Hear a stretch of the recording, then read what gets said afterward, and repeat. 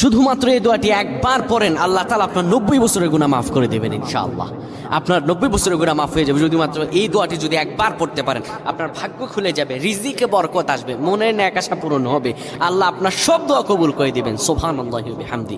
এত ফজিলত, এই দোয়াটা আপনারা শেয়ার করে দিবেন। এই যুবকেরা, আমল না করেও সওয়াব পাবা। তোমার একটি শেয়ারে, একটা বাটনে প্রেস করে তুমি সওয়াব পেয়ে যাবা। কারণ তুমি আমল না করো, অন্য কেউ যদি তোমার শেয়ারের বদৌলতে আমল করে, সওয়াব তুমি পেয়ে যাবা। নবীজির হাদিস।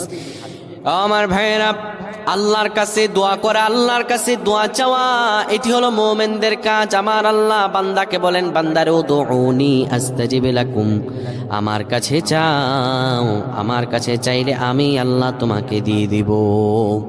কেউ যদি একবারে দোয়াটি পড়তে পারে, দোয়াটি হলো রব্বি ইন্নী যালামতু নাফসি ফাগফিরলি।